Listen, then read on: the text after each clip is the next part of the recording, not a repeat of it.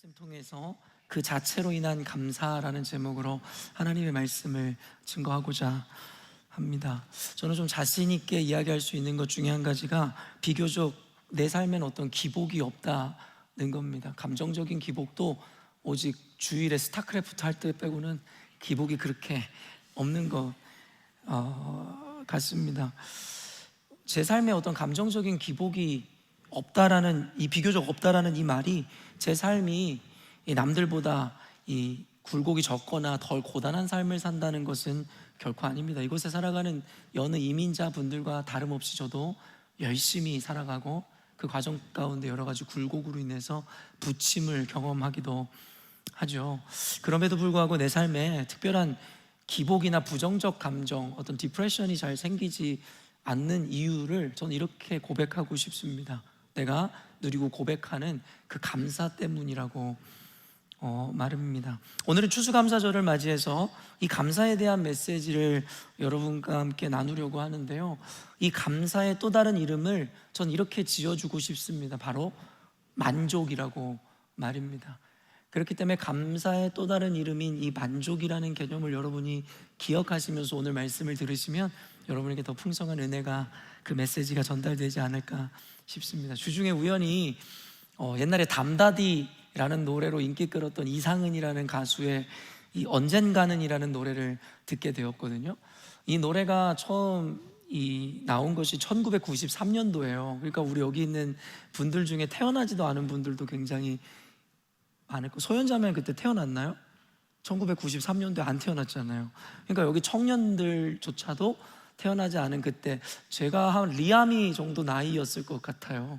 그때는 그냥 이 담다디로 유명해진 이상은이라는 가수의 이 노래가 그냥 이 멜로디가 좋아서 자주 즐겨 듣던 노래였었습니다. 그런데 그로부터 지금 93년이면 지금부터 몇 년 전인가요? 약 30년 전이잖아요. 30년이 훌쩍 지난 지금에 와서 그 노래를 들으니 그때 향수뿐만 아니라 그때는 아무 이해 없이 들었던 그 가사말의 가사가 제 마음에 좀 담겨지기 시작하더라는 것이죠. 제가 노래를 불러드릴 수는 없지만 가사를 대략 읽어드리면 이렇습니다. 젊은 날엔 젊음을 모르고 사랑할 땐 사랑이 보이지 않았네. 하지만 이제 뒤돌아보니 우린 젊고 서로 사랑을 했구나. 그리고 2절 가사가 이렇거든요. 뭐 비슷한데요. 젊은 날엔 젊음을 잊었고 사랑할 땐 사랑이 흔해만 보였네. 하지만 이제 생각해보니 우린 젊고 서로 사랑을 했구나. 그 초등학교 시절에는 전혀 저에게는 어떤 의미로 다가오지 않던 이 가사말이 이제 저도 40대 중반을 훌쩍 넘는 이 시점에 이 가사말이 저에게 좀 더 깊이 와닿더라는 것이죠. 젊은 시절에는 저도 여느 젊은이들과 다를 바 없이 그저 목표를 향해 정신없이 살아가다 보니 그 젊음 자체가 얼마나 소중했었는지에 대해서, 그리고 가치로웠는지에 대해서 전혀 인식조차도 하지 못했던 것 같아요. 그저 불평과 불만, 때로는 비교의식에 휩싸여서 그 가운데 열등감에 벗어나기 위한 열심으로만 목표를 향해 그냥 열심히 달려왔던 삶. 그냥 훌쩍 지나고 보니 그 젊음이 얼마나 찬란하고 아름다웠던지, 그러나 다시는 돌아갈 수 없는 순간이었음을 깨닫게 되는 거죠. 그저 끝없는 남과의 비교와 그에 따른 열등감에 빠져 절망과 원망을 오고 가며 반복했었던 순간들도 있었던 것 같습니다. 또한 우리가 흔히 이야기하듯이 내가 사랑하는 연인이든 부모이든 자녀들이든 결국 떠나보내고 나서야 그 소중함을 깨닫는 것이 우리 존재의 한계는 아닐까라는 생각을 해봅니다. 부모님이 살아계셨을 때에는 그의 잔소리가 얼마나 우리를 귀찮게 하고, 또 그 잔소리로 말마저 아니면 그 부모의 존재 자체가 불평과 원망의 대상이 되었던 순간도 있었는데 말입니다. 그러나 나이를 먹고 부모님이 돌아가시고 나서야, 참고로 저희 부모님은 아직 건강하게 살아 계시고요, 흔히 듣는 이야기가 그렇다는 겁니다. 그 부모님을 잃고 나서야 그 부모의 잔소리가 그리워지고 그 부모가 얼마나 나에게 소중한 존재인지를 깨닫는다는 겁니다. 특별히 자녀들의 존재는 우리가 잃어버려서라기보다는 여전히도 우리 곁에 있는 우리 자녀들일진데 말입니다. 가장 예쁘고 사랑스러웠던 순간을 어쩌면 우리는 돈을 버느라 정신없이 보냄으로 말미암아 그 좋은 시절 다 지나가고 후회를 하기도 한다는 거죠. 요즘 청소년들은 뭐 엄마 아빠랑 같이 침대에 눕자고 해도 잘 누우려고 하지도 않잖아요. 그리고 엄마 아빠랑 있는 시간보다 연인과 친구들과 노는 시간이 더 좋잖아요.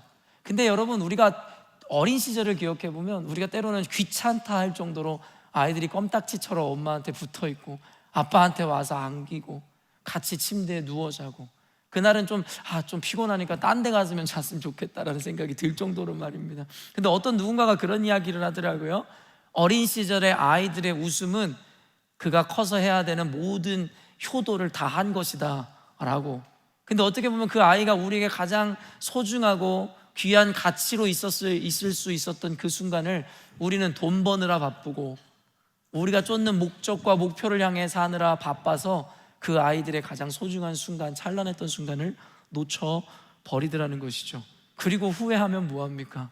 돌아올 수 없는 과거일 뿐인데 말입니다. 우리 인간이란 존재는 이렇게 지나고 나서야 소중함과 가치를 깨닫는 존재인 것 같습니다. 결국 흔히 이야기하듯이 결국 있을 때는 그 소중함과 감사를 모르다가 잃어버리고 나서야 소중함과 감사를 깨닫는 것이 우리들이고, 그래서 결국은 늘 뒤돌아보며 후회하고 안타까워하는 것이 우리의 인생인지도 모르겠다는 생각을 합니다. 우리 아이들이나 청소년들은 이 의미를 어떻게 받아들이고 있을지 궁금하지만 아마 저와 같이 동시대를 살아가고 계시는, 그리고 저보다 앞서 살아가셨던 모든 분들은 공감하고 계시리라는 생각을 해보게 됩니다. 우리가 그 순간에는 만족을 잃고 감사를 잃어버린 겁니다. 어떻게 보면 늘 곁에 있기에, 늘 함께 하기에 그 가치와 소중함을 모르기 때문인지도 모르겠죠. 그 가치를 알지 못한 채 늘 문제와 이유가 눈앞을 가리워 그 가치를 보지 못하는 것이죠. 생각해보면 늘 감사는 우리 주변에 늘 가득했었더랬습니다. 어쩌면 하나님과 같은 존재일지도 모르겠죠. 하나님은 보이지 않지만 늘 우리와 함께 하시고 그 하나님은 우리에게 끊임없는 은혜를 공급하셨고, 그 감사의 이유는 어쩌면 속된 말로 지천에 널려있다 할 정도로 너무나도 흔한 것이었을 겁니다. 그러나 우리는 그것을 보지 못한 채로 우리 눈앞을 가리우는 문제와 눈앞의 목표와 끊임없는 자신들의 욕망에 사로잡혀 있는 감사조차도 잊어버리고 인식하지 못했을 뿐이지 않나라는 생각을 해봅니다. 이런 생각에 잠기다가 문득 그런 생각을 뒤집어서 해보았습니다. 그렇다면 우리가 잃어버리기 전에 미리 그 가치를 안다면 얼마나 좋을까? 너무나 상식적인 거잖아요. 어차피 지나고 나서 다 후회하는 존재라고 우리가 그것을 명제화한다면, 그렇다면 잊어버리기 전에, 지나가 버리기 전에 그 가치와 소중함을 인식하고 안다면 얼마나 좋겠냐라는 지극히 상식적인 생각이었습니다. 추수감사절은 미국에서 유래된, 미국에서 1년 중 최대의 명절인 것을 우리는 너무나 잘 알고 있죠. 그들은 공휴일로 삼기도 하고 그때 그들은 칠면조를 같이 가족들과 나누는 시간을 갖는다는 것을 우리가 영화나 드라마를 통해서 모두 알고 있죠. 말 그대로 1년 동안의 수확물과 추수에 대한 감사의 의미로 그들이 여기며 지내는 것이 추수감사절입니다. 종종 이 교회를 다니는 어떤 분들은 성경에서 추수에 대한 감사제의 의미를 담고 있는 수장절이나 초막절과 혼동하지만, 추수감사절은 사실은 그저 추수나 수확에 대한 감사의 의미만 같을 뿐 이 전통 그리고 성경에 있는 절기와는 전혀 연관이 없습니다. 말 그대로 한국교회에서 드리는 추수감사절은 성경에서 유래했다기보다는 선교사들을 통해 미국의 문화가, 그리고 그들의 신앙이 전래되면서 그들의 문화까지도 같이 이와 같이 받아들였다. 그래서 우리는 지금까지도 추수감사절을 지내고 있다라고 생각하시면 될 것 같습니다. 왜 우리가 미국의 문화를 받아들이고 그것을 왜 우리도 전통으로 여겨야 되냐? 그런 것에 대해서 우리가 따져 물을 필요 없고요. 말 그대로 그 감사의 정신을 한번 되새긴다는 것은 여러분, 이 어떤 나라에서 행하여도 결국에는 문제가 없을 것이다 라는 생각을 해보게 됩니다. 추수감사절의 유래는 1620년경에 영국의 청교도들이 아메리카 대륙에 정착하여 하나님께 감사의 의미로 이 칠면조를 잡고 예배를 드렸던 것을 시초로 보는 견해들이 많습니다. 그러니까 성경에 있는 어떠한 전통이나 절기를 따른 것은 아니지만 말 그대로 우리가 우리의 삶을 인도하시는 주님 앞에, 또한 우리 삶에 많은 결실을 맺게 하시는 그 주님 앞에 감사의 마음을 전해드리는 의미 깊은 절기다라고 생각할 수 있을 것 같습니다. 추수감사절을 맞이해서 이 감사의 의미를 다양한 각도에서 생각해 봤거든요. 아마 여러분도 을의 추수감사절에 오니까 이것이 감사했더라, 이런 것이 감사했더라 한번 떠올렸었던 분들이 많았을 것 같습니다. 한 해를 뒤돌아보면서 2025년 한 해 동안 하나님께서 우리에게 허락하셨던 수많은 감사의 일들을 떠올린 분들도 있으셨을지 모르겠어요. 비즈니스가 또 좋은 결실을 맺은 분들은 이것이 참 감사했다. 또 우리 아이들이 좋은 성적을 내고 좋은 점수 결과를 받아오고, 혹 어떤 아이가 좋은 대학에 가면 참 감사하다, 그로 인해 하나님께 감사를 돌린다. 우리가 원하고 바라는 것들이 이루어지고 결실을 맺는 순간에 감사를 떠올렸던 분들도 있을 것 같습니다. 그러나 조금은 좀 신앙적 개념에서요, 어떤 이들은 고난과 고통의 삶 가운데서도 우리에게 일어날 힘을 주신 하나님께 감사, 이와 같은 조금은 더 고차원적인 의미, 신앙적 차원에서 그 감사를 고백했던 분들도 있었을 것 같고요. 또한 오늘날처럼 계속되어지는 경제적 어려움과 이 시기 가운데 우리가 처해 있는데, 이 삶 가운데서도 우리의 주어진 문제나 고통에 대해서도 그 의미를 깨달아 하나님께서 내게 주신 더없이 가치로운 것이다 라고 여기며 하나님께 영광을 돌릴 수 있었음에 감사했던 분들도 있었을 것 같습니다. 이와 같이 다양한 이유와 요인으로 인해 우리는 하나님께 감사를 고백할 수 있는 것이겠죠. 그러나 제가 이와 같은 유의 여러 가지 카테고리의 이 감사에 대해서 생각해 보면서 결론 맺은 것이 무엇이냐면, 생각해 보니 모든 감사에는 결국 조건과 이유가 있었음을 보게 되더라는 거예요. 그게 내가 바라고 원하는 결실로 인한 이유와 조건이든, 아니면 내가 고통 가운데서도 일어날 힘을 주신 하나님이든, 아니면 내게 주어진 문제에 대한 의미를 새롭게 발견함으로 말미암아 살아갈 수 있었음에 대한 감사든, 결국엔 조건과 이유라는 생각이 들더라는 것이죠. 그것이 단순히 기복을 쫓고 성취된 것에 대한 감사의 차원을 넘어 우리가 신앙인으로서 고백하는 그 감사들마저도 어쩌면 이유와 조건, 요인과 요소들이 있었음을 발견하더라는 거예요. 그러나 이번 추수감사절을 맞이해서 감사에 대해 생각하며 하나님께서 주신 마음은 이런 요인이나 요소 그리고 이유가 아니라 그저 그 존재 자체로의 감사를 고백하기를 원하신다는 마음이었습니다. 그리고 제가 여러분에게 장담하건대 이와 같은 감사가 모든 감사의 모양 중에 최고 수준의 감사라는 것을 여러분들에게 분명하게 전하고 싶습니다. 그렇기 때문에 신앙적인 깊이가 더해질수록 감사의 여러 의미를, 이유를 발견하는 우리지만 이젠 더 이상 올라가야 될 수준이 없다라는 거예요. 이 감사의 영역에 있어서는 말입니다. 어떤 감사요? 그 존재 자체로 인한 감사, 어떤 요인이나 요소나 이유가 아니라는 것이죠. 지금까지 우리는 끝없는 타자, 누군가와의 비교 안에서 내 만족이라는 조건으로 감사를 고백해 왔습니다. 가장 기초적인 감사의 어떤 태도와 모양일 것 같습니다. 누군가와의 비교 말입니다. 이것이 상식이고 보편적인 감사가 주어지는 방식이고 과정일 것 같습니다.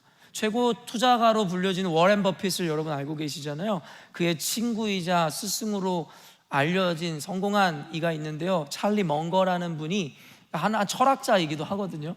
이분이 뭐라고 규정했냐면, 인간의 감정 중에서 질투를 가장 어리석고 해로운 것이다 라고 이야기했습니다. 그리고 그가 규정한 것은 무엇이냐면, 인간은 탐욕에 의해 살아가는 존재가 아니라 질투에 의해 살아가는 존재다라고 그는 규정하더라는 것이에요. 그러면서 그는 이야기합니다.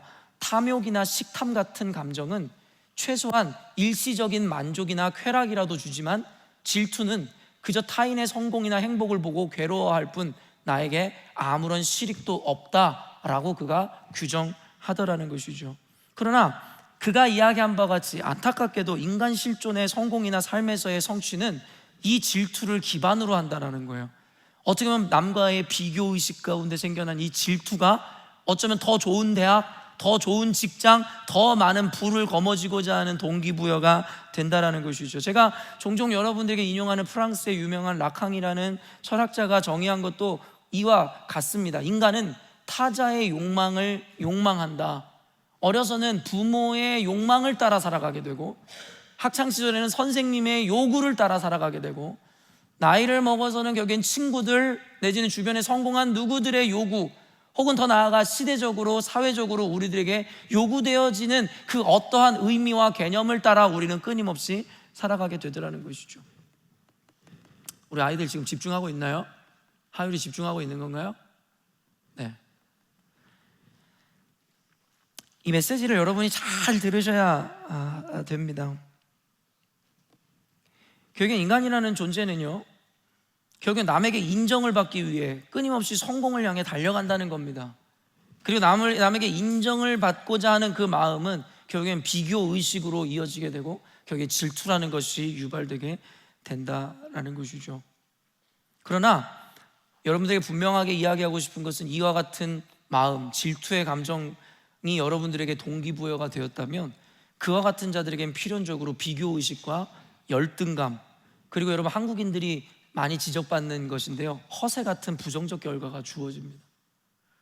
집은 뭐 먹고 살 것도 별로 없으면서 스포츠카를 끌고 다니고, 그리고 자기 어떤 월급이라든가 자기가 버는 것 이상의 명품백을 들고 다니고, 이게 다 허세입니다. 그리고 그 허세라는 건 결코 좋은 것이 아니죠. 남과의 비교의식, 열등감 내지는 질투에서 유발되어 그들의 소비 습관이 이와 같이 촉진되어진다라는 것을 우리는 너무나도 잘 알고 있습니다. 여러분, 인간의 행복이라는 것은요, 타자의 어떤 성취에 의해서 주어지는 것이 아닙니다. 누군가의 성취에 의해 내 행복이 주어지는 게 아니죠. 순간은 그런 것들로 인해 어떤 행복감을 느끼겠지만 행복감이 곧 행복의 본질은 아닌 거죠. 행복감이라는 건 말 그대로 느낌입니다. 여러분이 그냥 행복하다라고 느끼는 것을 우리는 행복감이라고 이야기합니다. 그러나 그 행복감 자체가 행복의 본질 자체는 아니라는 것이죠. 여러분이 명품백을 하나 샀어요?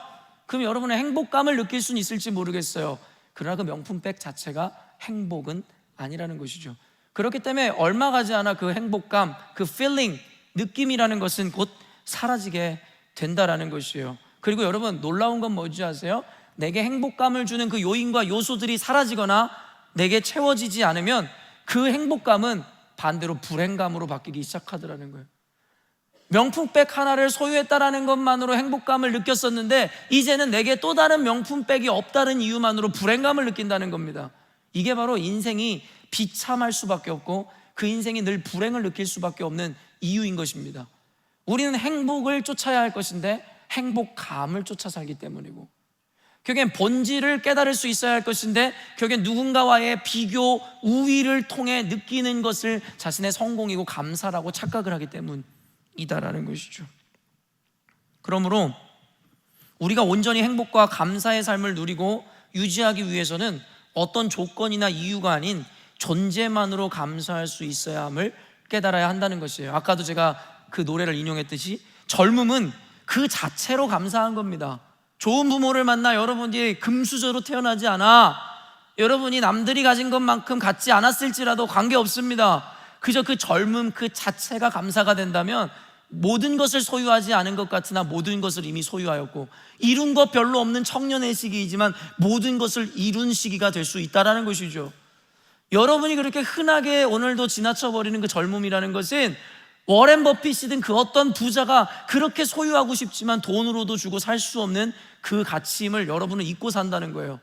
그 부자들도 갖고 싶어하는 그 젊음을 이미 소유하였음에도 불구하고 그들은 모든 것 버려서라도 갖고 싶어하는 그 젊음을 소유한 젊은이들이 안타깝게도 그들이 쉽게 버릴 수 있는 그 가치를 향해 뛰어가고 살아가는 삶이 너무나 안타깝다라는 것이죠.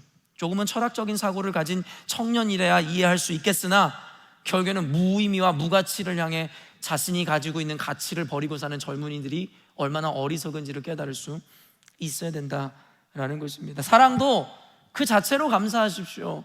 내 남편은, 내 아내는, 내 남자친구, 내 여자친구는 저 사람만큼 잘생기지도 예쁘지도 않았고 저 사람이 줄 수 있는 만큼의 성공과 부를 내게도 안겨줄 수도 없고 이와 같은 이유와 조건이 여러분들에게 그 사랑의 이유가 되는 순간 여러분은 필연적으로 불행하게 될 겁니다.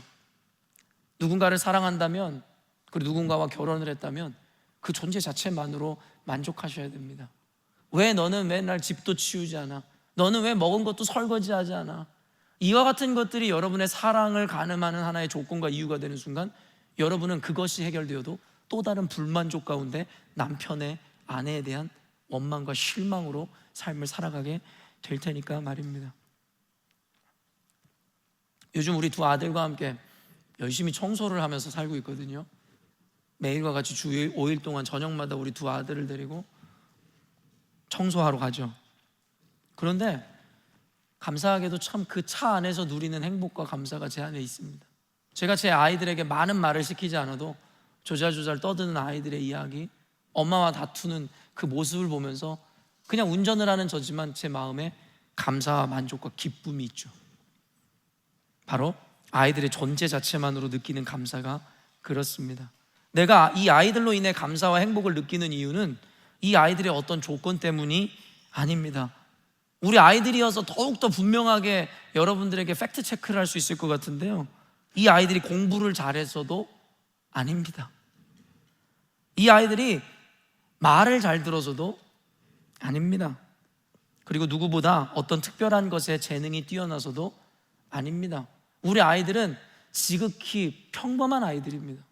그 시기에 아이들이 그렇듯이 방황도 하고 말도 안 듣기도 하고 투정도 부리는 그 존재 그 자체로의 아이들입니다. 그런데 제가 이 아이들 자체로 감사와 행복을 여러분들에게 고백할 수 있는 이유는 그 아이들이 어떠한 조건과 이유를 제공하기 때문이 아니라 그냥 그 아이들 존재 자체가 저에게 감사와 행복을 주는 존재이기 때문이다 라는 것이죠. 그 말은 역으로 뒤집어 보면 어떻게 해석될 수 있는지 아십니까?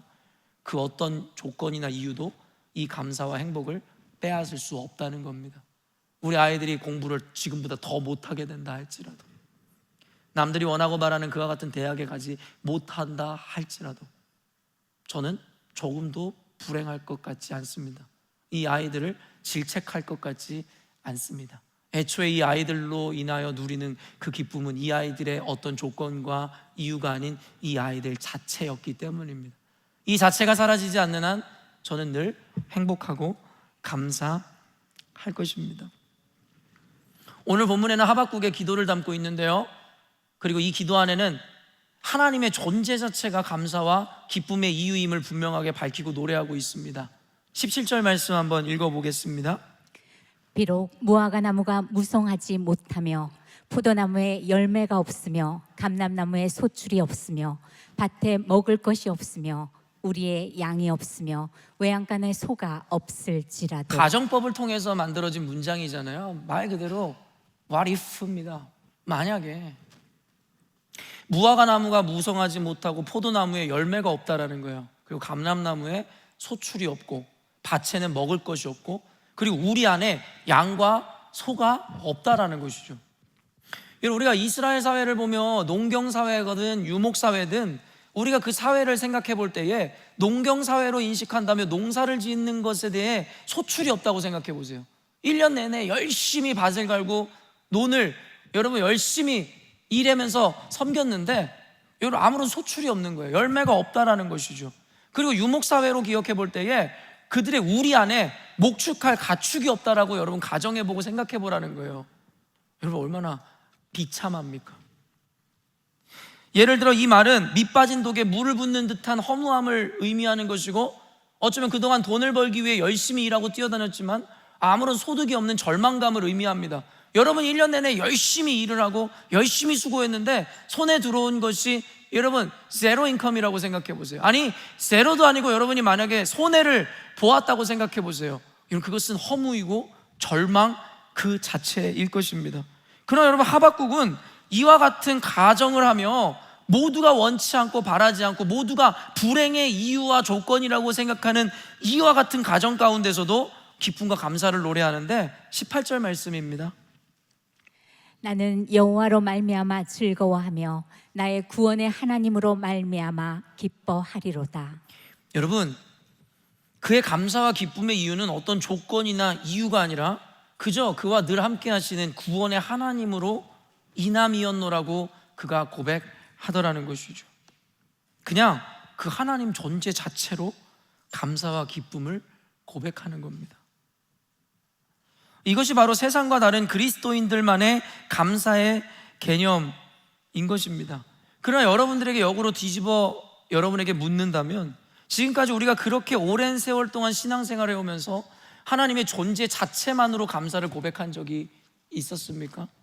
우리는 그 오랜 세월 동안 절기 때마다 혹은 삶의 어떤 이벤트가 있을 때마다 감사의 헌금을 하나님께도 드렸지만 그때마다 어떤 감사의 이유와 조건이 늘 있었던 것은 아니었습니까?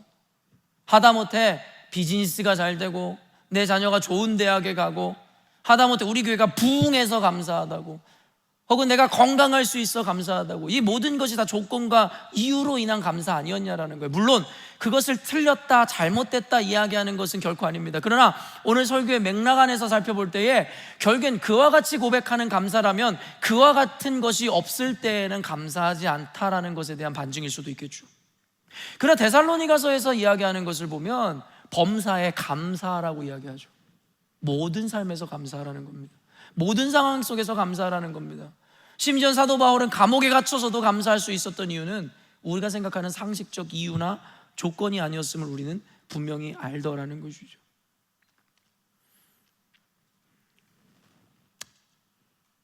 이번 감사 헌금을 여러분은 각자 준비해서 하나님께 드렸을 것인데 그곳에 어떠한 감사의 제목이나 이유를 여러분이 적었다 할지라도 이번에 감사 헌금은 여러분이 조금 다른 의미와 목적에서 드려보았으면 좋겠습니다.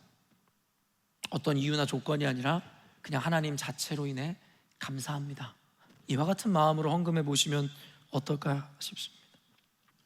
물론 하나님 존재 자체로 감사를 고백하는 것은 단순히 논리나 배움을 통해 얻어지는 것은 아닙니다. 감사라는 것은 그저 스스로 우러나오는 마음이지 의지를 다한다고 해서 되어지는 마음과 감정은 아닐 테니까 말입니다. 바로 인격이신 그 하나님을 만나고 경험함으로 진정한 관계를 맺을 때라야 가능합니다.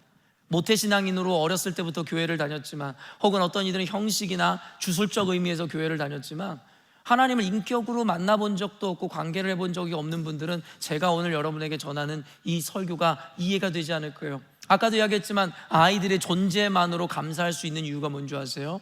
그 아이들은 나와 관계를 맺고 있고 내게 소중한 존재 그 자체이기 때문입니다. 인격적인 만남을 항상 교류하고 같이 공유하는 존재이기 때문입니다.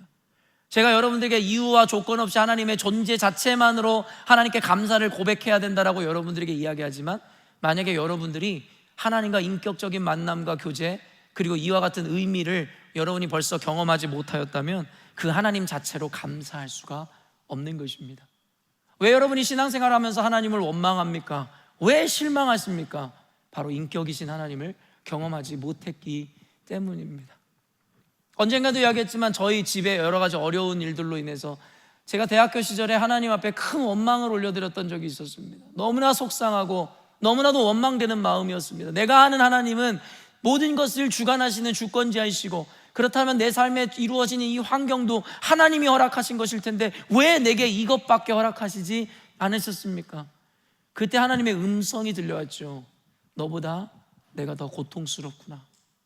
여러분, 저는 그 하나님의 인격을 만나고 하나님의 음성을 듣는 순간 그 이후로 하나님에 대해서 단 한 번도 의식적으로 원망해 본 적이 없습니다. 원망할 수가 없었습니다. 왜냐하면 그 하나님을 만났고 그리고 나를 향한 그분의 의도를, 그분의 마음을 이미 알고 있었기 때문입니다. 그 이후의 삶에도 제 삶에는 수도 없는 난관과 어려움과 고통의 문제, 사면 초과된 것 같은 여러분 절망의 순간들이 있었으나 단 한 번도 원망해 본 적 없습니다. 저는 이렇게 자신 있게 얘기할 수 있습니다. 제 믿음이 대단해서가 아닙니다. 주님을 만났고 그분을 알기 때문입니다. 그리고 그분이 내게 어떠한 마음을 품고 있는지 이미 알고 있기에 원망할 수가 없었습니다. 언젠가도 얘기했지만 중학교 3학년 때 어머니에게 반천투정을 한 적이 있었어요. 어려운 가정 살림에서도 어머니가 최선을 다해서 싸준 것이었을 텐데 친구들과의 비교 가운데 늘 똑같은 반찬과 그 정도의 반찬만 싸주는 엄마가 원망스러웠습니다. 그리고 엄마한테 심한 소리를 하고 학교로 등교했더랬습니다. 그러나 그런 날을 보내며 나를 바라보고 계셨던 어머님의 표정을 아직도 잊을 수가 없습니다. 그리고 저는 그 중3 이후로 단 한 번도 엄마한테 투정 부려본 적이 없었습니다. 제가 좋은 아들이어서가 아니라 그럴 수가 없었습니다. 왜냐하면 엄마를 알고 엄마의 마음을 알았기 때문이죠. 오늘 이 메시지의 핵심은 그렇습니다. 조건과 이유가 아닌 하나님의 그 존재 자체만으로, 어떤 것에 주어진 환경적 요소가 아닌 그 자체만으로 감사라는 것의 그 의미가 무엇이냐면, 결국에는 우리가 그 자체를, 그 의미를 온전히 이해하고 우리가 그것에 대해서 온전히 깨달을 때라야 이루어질 수 있는 것임을 여러분에게 전하는 것이죠. 단순히 예수 믿으라, 전 그런 이야기 하지 않습니다. 안 믿어지는데 어떡합니까? 믿음이라는 건 강제로 여러분에게 설명해 줄 수도 가르쳐 줄 수도 없는 겁니다. 그렇기 때문에 여러분들에게 강요할 생각은 없습니다. 다만 여러분들에게 인지를 넓히는 것이고, 하나님은 먼저 우리에게 인지하게 하신 이후에 그 일들을 반드시 이루시는 분이시라고 저는 영적인 원리를 깨닫습니다. 그러므로 오늘의 이 메시지와 말씀을 통해 여러분의 인지를 넓히십시오. 그동안에는 뭐가 주어져서 감사였다면, 무언가를 알아서 감사였다면, 이제는 그것 자체로 감사의 습관으로 여러분의 삶을 바꿔보십시오. 그러면 공부하지 못하는, 잘하지 못하는 아이들로 인해 원망하지 않을 겁니다. 돈 잘 벌어오지 못하는 남편으로 인해 실망하지 않을 겁니다. 그저 그 남편이 미우나 고우나 내 옆에 있다는 것이 감사할 것이고, 내 아이들이 사지 멀쩡하여 나에게 늘 함께할 수 있음이 감사할 겁니다. 오늘부터 여러분에게 도리어 감사의 이유와 조건을 지우는 작업을 하시기를 부탁드립니다. 내 아이가 공부를 잘해서 감사하고, 내 아이가 좋은 대학 가서 감사하고, 내 아이가 말 잘 들어서 감사하고, 이 이유를 지워버리는 작업을 하기 시작하십시오. 그것이 감사의 본질적인 이유가 아닙니다. 여러분이 행복을 느낄 수 있는 행복의 본질이 아닙니다. 그것은 행복감이고 여러분의 왜곡된 느낌일 뿐, 하나님께서 말씀하시는 진정한 감사일 리는 없습니다. 결론을 맺도록 하겠습니다. 이번 추수감사절을 맞이해서 우리의 감사와 감사의 개념과 습관을 바꿔보고자 했습니다. 우리 열린문교회에는 적어도 감사의 DNA가 전혀 달랐으면 했습니다. 이유와 조건을 지우고 오직 하나님의 존재 자체를 만족하고 감사하는 습관을 키우시기 시작하십시오. 그리고 우리 삶 가운데 주어진 그 존재 자체로 인해서, 그것 자체로 인해서 감사하시는 여러분이 되었으면 좋겠습니다. 또한 우리가 특별히 배우자에게나 부모에게나 혹은 자녀에게 감사를 고백할 때 이러이러해서 감사해요 혹은 고마워가 아니라 너의 존재, 당신의 존재로 인해 감사합니다 라고 말해 보십시오. 그것만큼의 감동과 그와 같은 것들의 의미가 전달되는 일은 없을 겁니다. 그래서 여러분이 혹시 어머니에게, 부모님에게 오늘 전화하신다면 그냥 이렇게 고백해 주십시오. 엄마 아빠의 존재만으로 충분히 감사해. 여기 계신 우리 청소년들과 아이들, 우리 하율이, 하빈이가 그렇게 적용해낼 수 있을지 모르겠지만 오늘 엄마에게 찾아가서 엄마 존재만으로 감사해, 고마워 라는 고백을 하신다면 아마 그 엄마는 이루 말할 수 없는, 그리고 지금 하율이, 하빈이 엄마는 지금 이 예배를 안 드리고 있잖아요. 그러니까 가면 아빠가 시킨 줄도 모르고 정말 무한한 감동에 빠질 거야. 여러분들도 오늘 의지적으로라도 수인이도 한국에 계신 아빠한테 전화해서 아빠의 존재만으로 너무 감사하고 행복해. 그동안 뭐 안 해줘서 불평했던 거 미안해. 근데 너네 아빠가 안 해준 게 없지 않나? 수인아, 안 해준 게 있었니? 아, 진짜 모든 걸 다 해주는 집이었구나. 아무튼 여러분들이 감사와 기쁨의 이유와 조건들을 좀 제거하고 그 자체만으로, 존재만으로 감사하는 여러분 되었으면 좋겠습니다. 이제 우리 앞뒤 분들에게 이렇게 인사했으면 좋겠는데요. 당신의 존재만으로 감사합니다. 이렇게 인사하도록 하겠습니다.